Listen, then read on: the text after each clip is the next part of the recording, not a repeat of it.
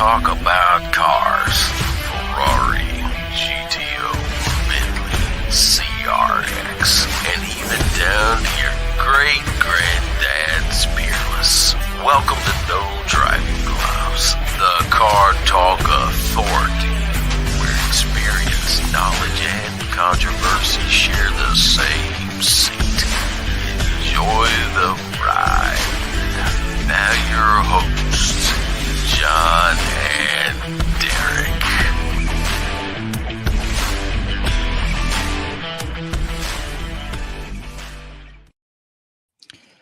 What up, what up, what up? It works for some famous guy, so I'm going to try it. You know, John, I just realized this is the first time I've realized it when you were played the intro there. I didn't realize we ever captured the startup of my 1919 Chevrolet there at the beginning, the 490. It sounds just like that.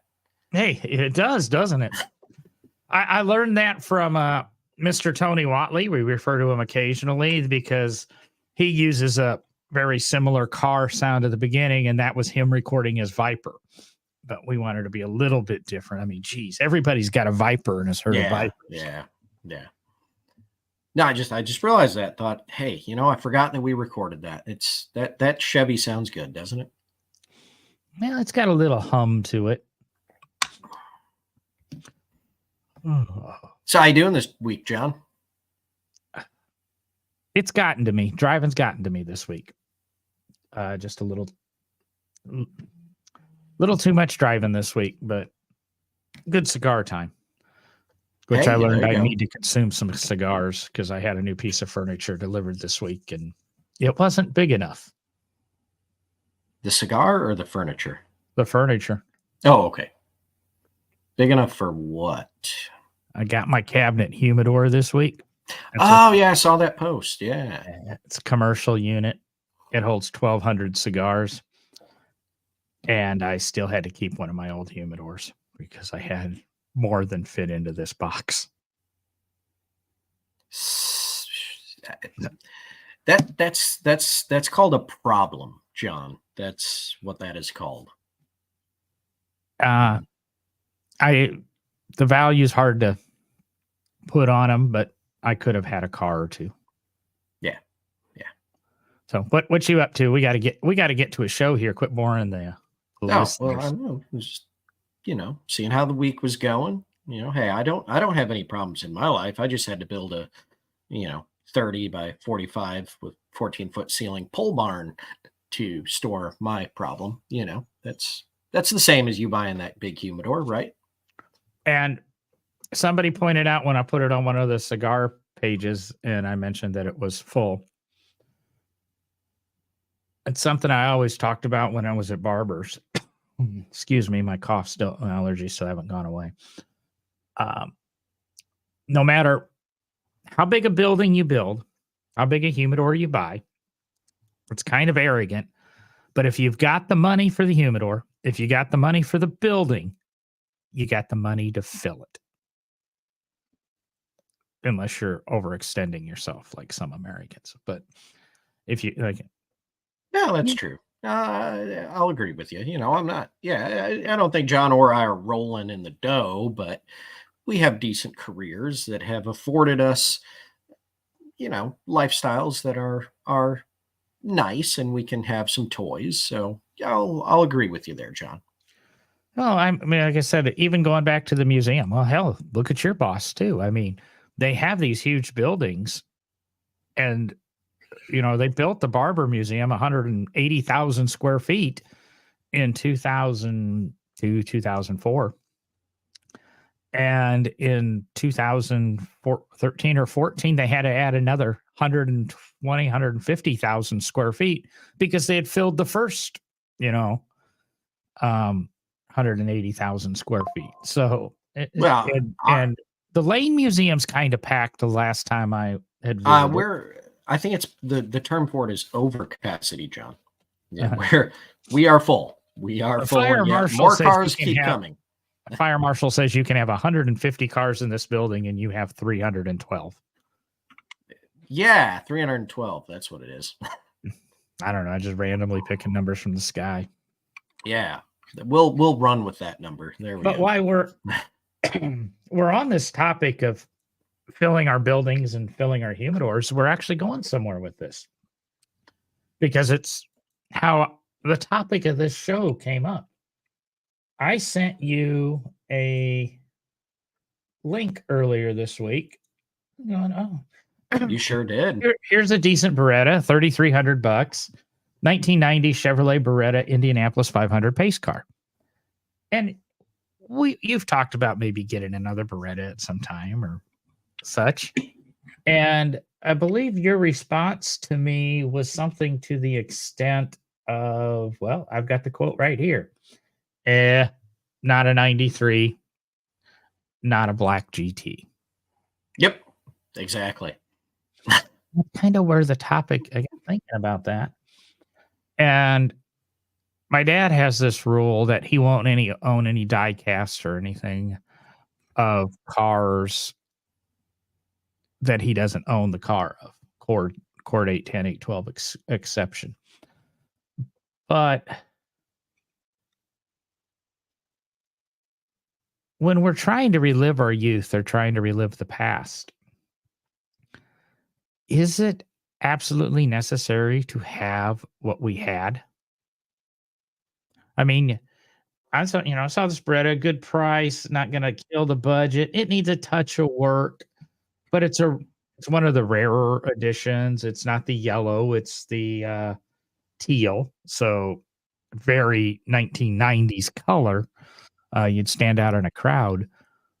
But for your Beretta, do you absolutely have to have a 93 black GT if you're going to buy another Beretta? Or could you get a Z26 Beretta? Or could you get, I'm going to say you're going to settle for a four-door or a four-cylinder Beretta or a four-door Beretta called the Corsica. Or Corsica. But it really got me thinking. And it got me thinking about me buying stuff from the past. Yeah, I mean, I think it's odd. You sent that, and yeah, I talk about it a lot. I've talked about it on the show. The Beretta, and I think for me, for some reason, yes, it has to be a 1993 black Beretta GT with the teal and kind of purplish pink decals. The GT was teal and kind of this purplish pink color on the side, and the honeycomb snowflake style wheels that the Jeep Beretta had. They were black on the car I had. The only thing that I would say that I would probably accept being different with a 93 Beretta GT in black, my car, well, the gray, it would have to have gray interior too, because that just looks killer together. But my car was an automatic. And I think if I was to get another one, if I could find a stick shift manual, I would probably get the manual transmission version, because they were just a little bit more fun in the end. There was a little more fun to be had in one of the stick shift Berettas than in the automatic. So I think visually all the appearances would have to be the same, but mechanically I could switch out for a stick shift. Oh, getting all kinds of messages here. Boom, boom, boom, boom. I was going to say, all our listeners there just popping in, be like, you guys rock. Berettas forever. There we go. That's what I was looking for. Yeah, you can't pass up, and I got, I talk about my CRX love. And when it comes to the second generations, the 88 to 91s, I don't care what color, because I've owned them in various colors, and I've only owned SIs. And I've, one thing about me is usually I've had the top model of whatever car I've owned.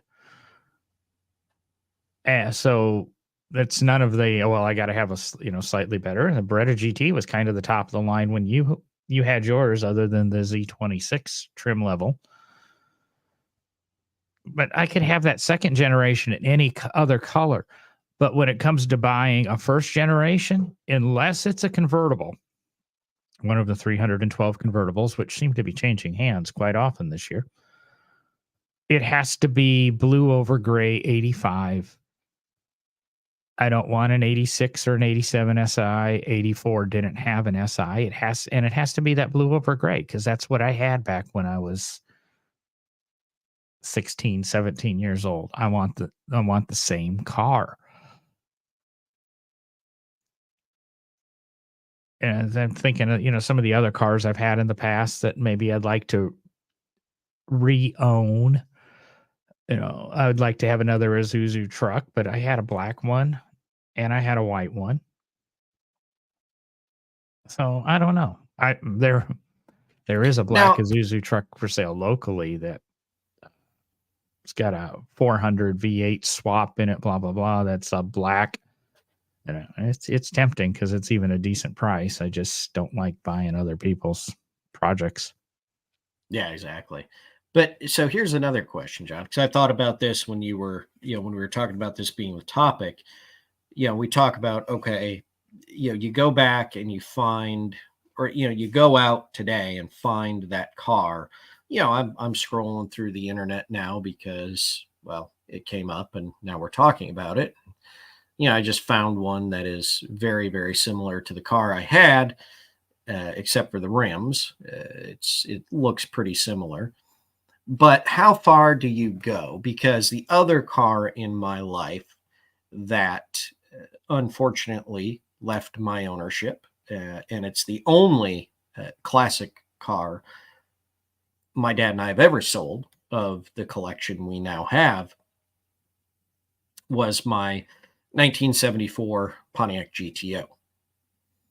And I love that car dearly, but of course, decisions had to be made at one point in life, and that car had to go. If I still want a 1974 Pontiac GTO at some point back in my life, but to me, the only way to go in getting a 1974 back into my collection is to find that specific car. In other words, I still have the VIN number to this day. I know the VIN number of the car. And if I'm going to get a GTO back, it has to be that one. So how far would you go, John, in getting it back? My understanding from my dad, who followed the car for a short time through some friends that he had that knew of where the car went, the person who bought it, I think, wound up stripping it down and painting it black and doing some things to it, which really was heartbreaking because we restored the car to the exact factory specifications that it came out of Pontiac with. And so obviously I'd have to put it back to what it was, Buccaneer red, the white seats with the red piping, blah, blah, blah, blah, blah. But I think for me with that car, and the reason I would want to go back to that specific car is just the nature of that being one of the cars Dad and I restored together. Our hands worked together on that car to build it into and bring it back to life. So how far would you go, John? Is there a car that you would go back and hunt down the specific exact one by VIN number, or is that not important to you? I would always like to have the exact same car back, but I don't think there's a car I would absolutely have to have the exact same VIN number. Like my 78 Caterham. I know where it went. I could probably track it down. It's tempting to buy another Caterham right now. I would love to have that one back. I regret ever selling it. But the price would have to be right in comparison to the market. It still would have to be a good deal. And if I had to buy something else, I could buy something else. I think if it was a Series 3 Caterham like I had, I would probably have to, I would want that one back. But if I had to go to like a newer Caterham 160 or a real Lotus 7 to get back into that style of car, it wouldn't kill me either way. Love to have my blue CRX back, but I think that car's long, long gone. There's nothing I guess the VIN number to me right now isn't important, but I don't know if I have a car that I'm that connected to you or connected to as you are with your Pontiac GTO, because you have memories with your, with your dad working on it. And that's something you'll never have again. And if you found it, it's obviously not in the same condition that it was. Maybe it would be a project for you and your kids to Oh, dude, I haven't even thought about that. to That hits to, hard. to rebuild and put back together, and then it be multi-generational type thing. So yeah, I can see you having to absolutely have the exact same VIN number, but I can't think of a single car in my history or even my parents' history, because my dad, one of my dreams has always been to try to be able to buy my dad a red 1960 Volkswagen Beetle convertible like he had back in his teenage years, or a 70 Dodge Charger like he had to part with in 77 when my brother was born. Those were cars that I know he was very passionate about, but I wouldn't go to the point of tracking down the VIN numbers. When we were talking about, or when I was thinking through this topic and things to talk about, I almost, and the man's too busy now because of his damn TV show he did. But Will was on season 2 of Ride of Your Life with, Courtney Hanson. And the premise behind that show is to give people back a car that they were forced to part with because of certain things in life, whether it was to pay for a kid to go through college or because of an illness or a death or just life in general. And one thing that always bothered me about that show is they're not giving them back the same car. They're just finding a similar car, and they're not even replicating what they had. Here's a similar car, but it's got, these are all the improvements that you would have done when you owned it in modifications. And these people, I don't know if it's TV or not, are always excited to get the, number one, they're getting a free car, I think. But is it just, as picky as I am, I don't think I would require to have the exact same car. I just something like it. VIN number, color, and things like that. Like I said, there's a couple models that I would almost have to have the exact same thing and the same color scheme and such. But when it comes down to the matching numbers so I can hang that title next to this title or whatever, I don't think so. Yeah, and it's interesting, John, because now I'm kind of thinking back over all of the cars that I've owned, and interestingly, I mean, the Beretta was just a fun car, right? That was the car I drove to high school. It was supposed to be the GTO. I think we've talked about this on the show before. Figured out the GTO was a little too rare for a high school kid to drive to school every day. The one we had was one of 687 built the way it was, 4-speed hatchback, all the options that were on it. It was a pretty rare version of the 74 Pontiac GTO. So, Dad was like, yeah, I don't really think you should drive that to school. So it's interesting because that's when we got the Beretta.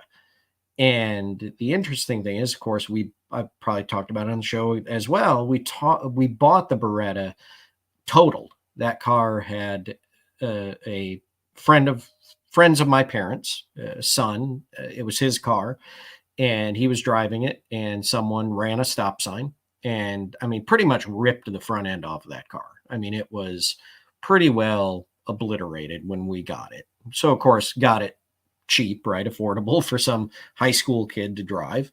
And Dad and I rebuilt that whole car. I mean, these are essentially, we have the Roosevelt, which I've worked on for, years with Dad and restoring it and all that. But I think when I look back on it, and now I'm just kind of thinking about this, but the Beretta and the GTO are really probably two of the the cars that I owned, and but that I really, I'm trying to think of the right word here. They're really the cars that I kind of did a lot of the work on after learning so much growing up as a kid in the shop, working on other customer cars with Dad, right?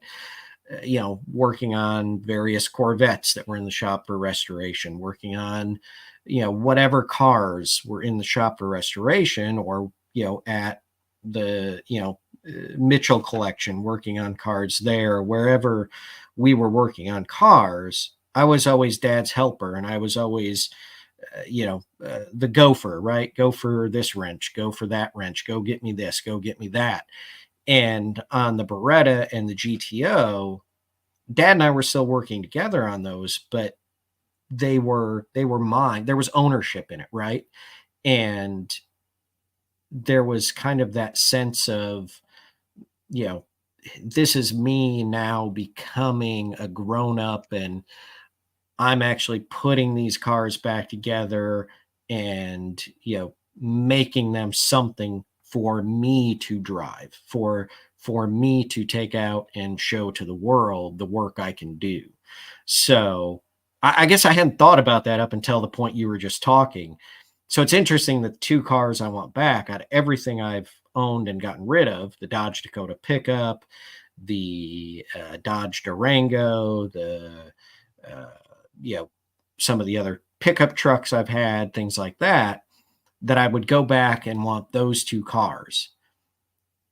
And I'm kind of putting it together. I think that might be it. I think it might be just that coming of age in restoration and mechanical and body work, that those were the two cars that kind of defined that moment in my life. So I think that's, and with the Beretta, I wouldn't need the exact one, right? For some reason, I don't feel like I need to go back and get the same VIN number Beretta that I had. One that looks like it and has most of the identical features, fine, great. But the GTO, there's something about the GTO that, it's just, I really would have to have that VIN number back, I think. And when you said, I think what clicked it off was when you said, if we could get it back, it wouldn't be in the condition it was in when Dad and I did it. So you could look at it as a generational project where, I now restore it with my kids and let that be an experience. That'd be a really great story. So now I'm going to start looking for the car.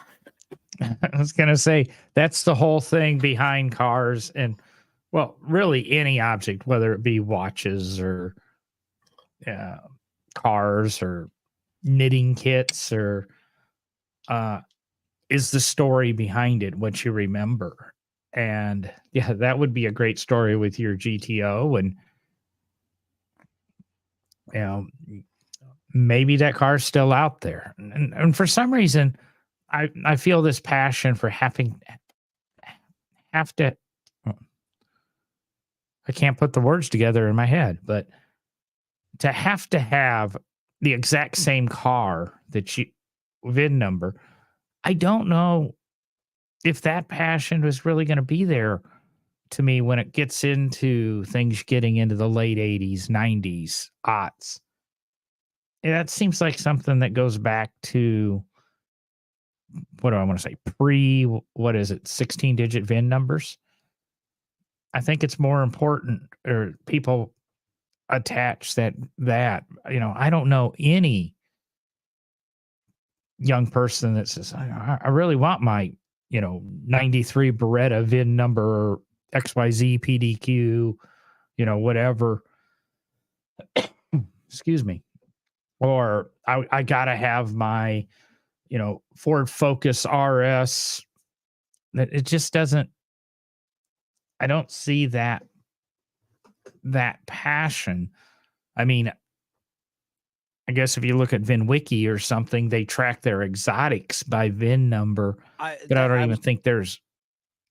Yeah, I was just going to say that. I think that today in modern vehicles only exists in the exotic car world, where it's like, what VIN is it, or what, basically, because those guys all know, like, oh, this is the 33rd car. Like this is the 33rd car built. This is, that's what it will always be.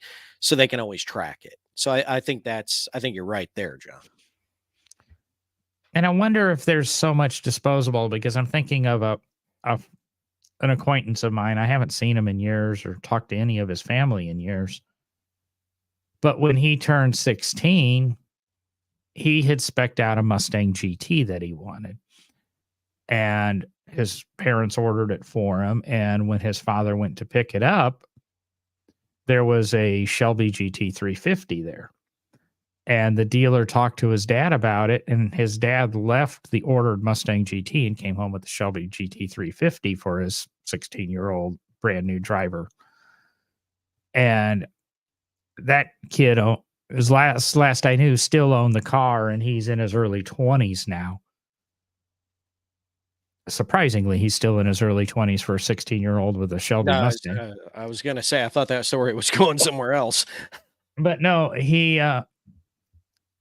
I doubt if he ever lets that car go. Again, it comes down to money and stuff that some of us can't, Jay Leno's very unique in that he's never sold a car, even from the days that he was penniless and sleeping in his cars. He's never sold a car. Where some of us, to get the next car, we got to sell the last car, or we're just not as talented or patient as Jay is. So I'm just not. I don't think there's much in my life that I would have to have the exact same same thing. So you're not a car guy then? That's what you're saying. No. I'm a car person. I love car them people. all. We're car people. We ought to come up with our own acronym for something that. So I'm terrible at this. And so it's been over 10 minutes. So Devin, if you're still listening, we have to apologize. I didn't have the comment section turned on. I saw terrible at that. I saw the comment for Devin, and I wasn't sure how I was going to work my way to it. But direct approach works. I'll just direct approach it, because I just realized I didn't have the comments on.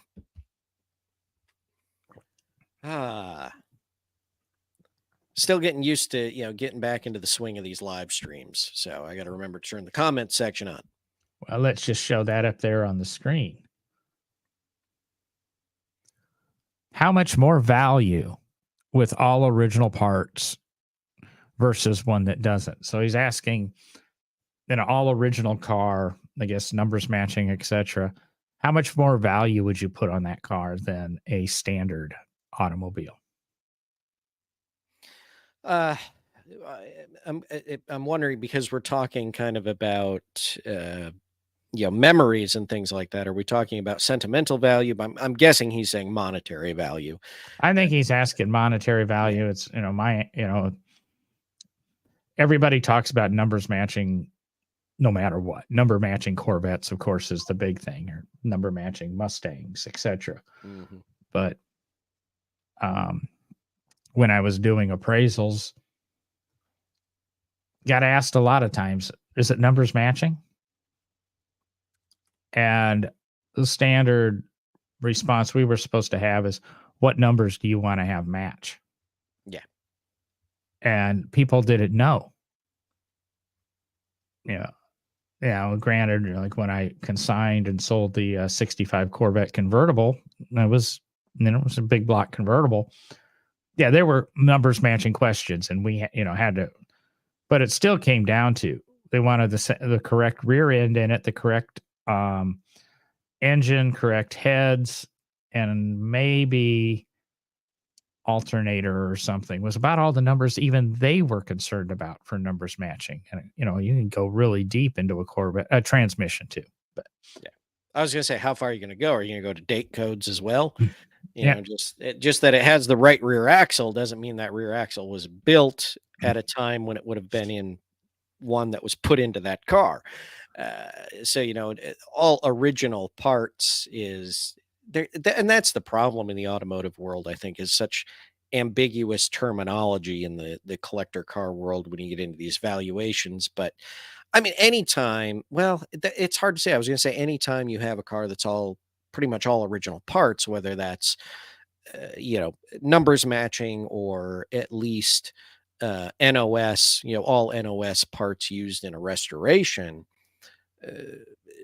I guess it kind of depends on the car, but you're usually like Corvettes, Mustangs, things like that, Chevelles, the SS's 396, those cars.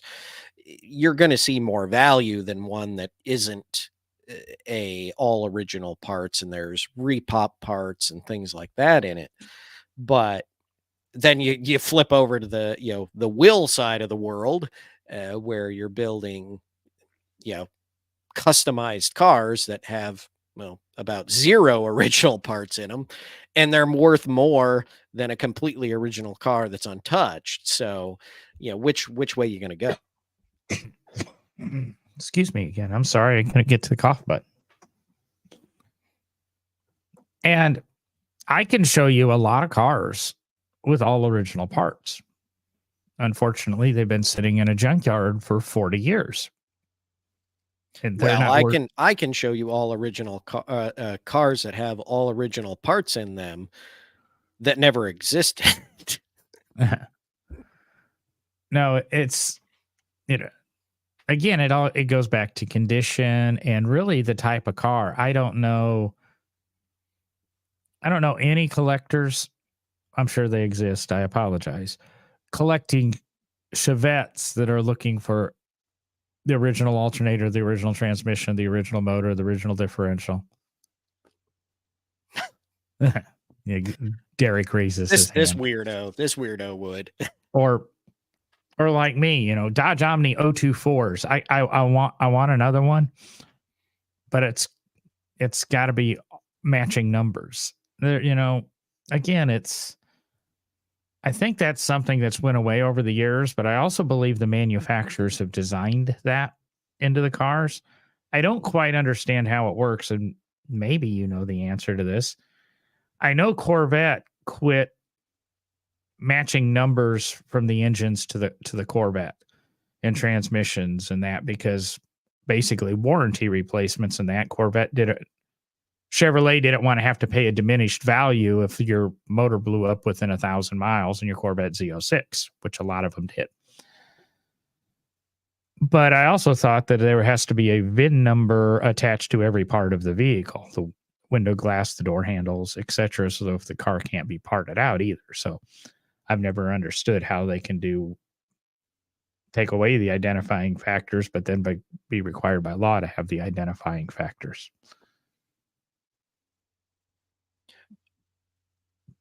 Did you know how Corvette did that? I probably did at one time, and I'm trying to draw it back up. That's been a few years. I mean, one of the big things is it's gotten, one of the things I can say that I know about just the manufacturing in general is it's gotten so spread out over the world, global production and these factories that are all around. They all have to have their own numbering sequence because you never know what engine is headed for what car.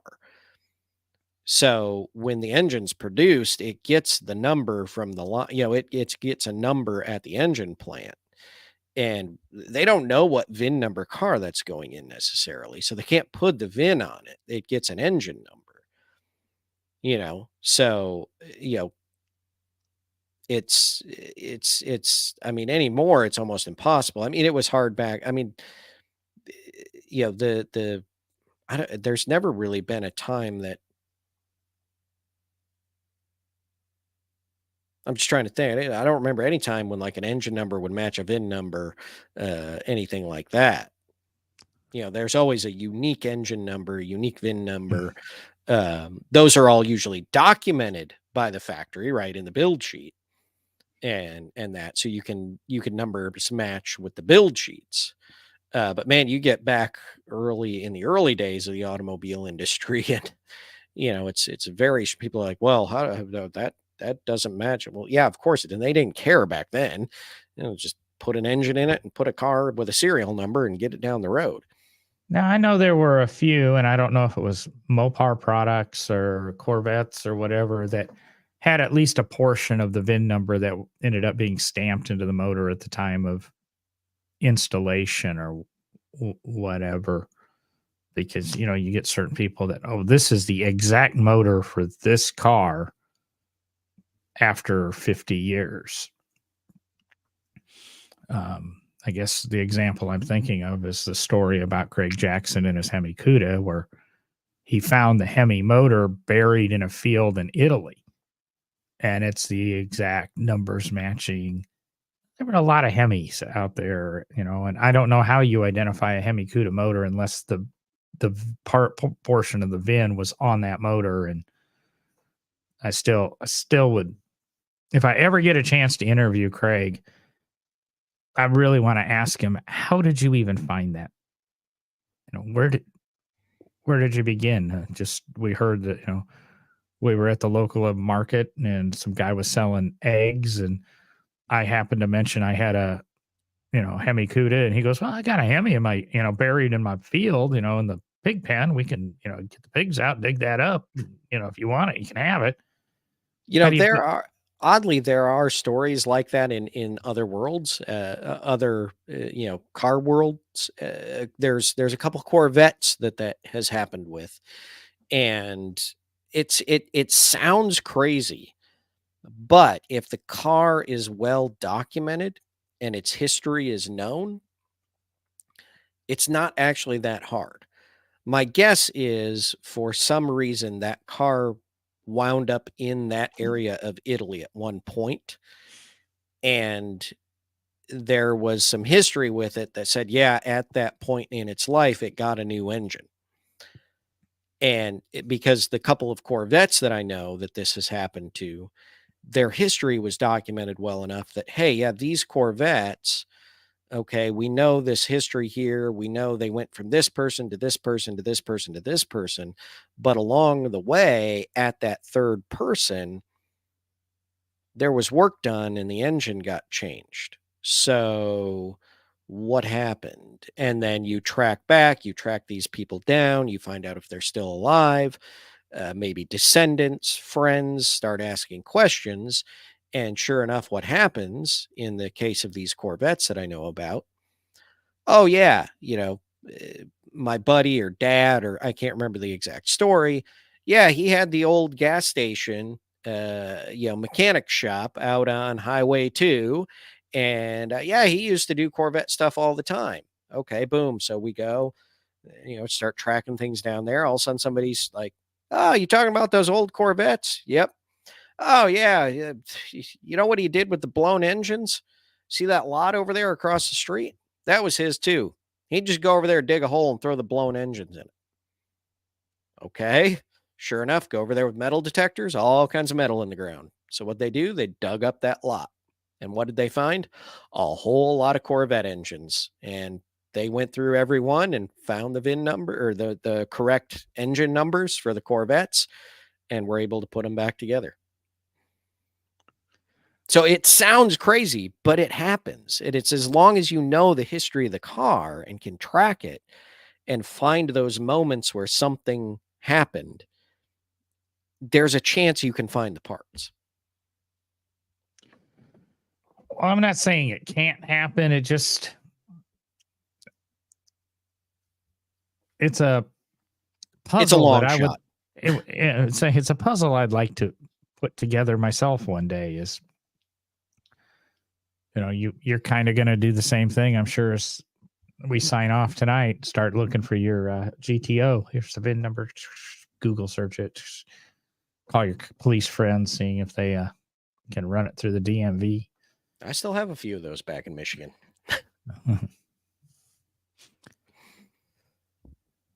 But now it's just something that I, was wondering, and maybe it gets some of you out there thinking of a car that you owned in the past. Would you settle for another one, or do you have to have that exact same one?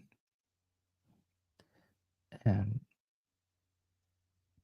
we all would like, I know we would all like to have the exact same one back, but somebody drops $20,000 in your lap, say somebody drops enough money in your lap that you could go buy that dream car. Would you seek out the one you had, or would you just seek out, say, the best example that you can find for sale today? Say that again. I think I didn't follow it all the way. Oh, I was just saying that, okay, you want whatever car of your past. I'm kind of talking more just to the listeners to get them thinking. But somebody drops enough money in your lap. The only stipulation is you have to go buy a car that you used to own. Would you take the time and the effort and spend the additional amount of money to find the exact car that you used to have? Or would you just settle for another example? Like somebody drops $15,000 in my lap and I can keep the change, but I have to go buy another 85 CRX SI. Would I take the time to see, and I'm sure it never left the area of the country that I used to live in, would I take the time to see if somebody still owns that car? Or would I just go out and buy the best example that I could find and keep the money and go to McDonald's? Same thing with you is here's 15, here's $17,000. Go buy that 93 Beretta. Are you going to take time to see, or are you just going to take this? If money was no object, we all would try to find that car that we used to own. But I just wonder how many people would settle for a car that is like they used to own and not the exact car they used to own, if you wanted that back. That's fair. That's fair. I think still, even in that scenario for myself, I think the Beretta would be just a similar one. I don't think I'd hunt the VIN. I don't even know if I could find the VIN of that car. I might have paperwork somewhere. But the GTO, I think, will always be finding the exact one. I think that's just the way that is. That's the way the cookie's going to crumble on that, John. Like I said, I think it's probably more that, so we have these big, massive VIN numbers that are alphanumeric, and we can't remember them, but it's really easy to remember that you owned a Mustang 6709 or whatever it was.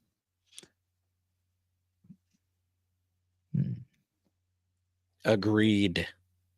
Now, is there anything else we wanted to kind of chat about? I know I threw out a second topic, but I think we'll make that a second show. I was going to say, I felt like there was, but I couldn't remember what it was. But if you want to hold off and set it for another show, we can always do that, John. I think we should set that for another show. But is there anything we need to conclude? I'll touch back on last week's episode where we talked about the woman who perished when she backed her Tesla into a lake, and that it did come out that I think she not blew because she wasn't blowing at the time, but her blood alcohol level came back at a 0.23, which is 3 times the legal limit. Yeah. But do you think that was a contributing fact to her death? I'm going to say there's still some complications. She should not have been driving, even though she was only on her property. But I don't know if that's necessarily what killed her, since she had the problems in the past. But I just wanted to acknowledge that. other than that, I'm not sure too much. I mentioned it to Derek before the show. I might be getting involved with a major car club around town, and we might get a lot of content out of that. Not sure. I've had some preliminary phone calls, meeting tomorrow. You got anything else exciting going on in your life car wise, or we'll just call this cut this one off? No, I'm just starting to have some fun on causing trouble on Facebook with some of the car groups. But other than that, that's just all I'm doing. Okay. Getting in arguments over whether very well preserved cars that have been found should be restored or not.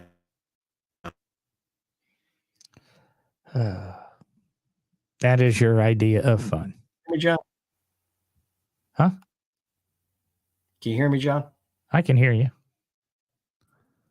I said, I guess that's your idea of fun. And now that the technical issues have settled in, I think we'll just go ahead and call it a night so we don't bore you for another 15 minutes. Yeah. Am I here? You're here. Okay. Yeah. I don't know what's going on. Some tech issue with my mic tonight. So anyway, now just having a little fun on Facebook, getting people riled up over preserving cars, not restoring them, and all that good stuff. So we'll probably have that as a topic on the show some night. With some of the things John and I have to talk about coming up in the near future. So it'll probably become a hot topic of the show for at least one episode. So beyond that, seeing John wants to wrap it up for the night, I am going to say, thank you guys for listening tonight or whenever you're listening to this. And remember, if you want to help us out, you can go over and buy us a coffee. But other than that, we would really appreciate it if you help us grow and share the show. And as I say, after you've done that, get off your ass. Go burn some gas. Because John is out. If I can hit the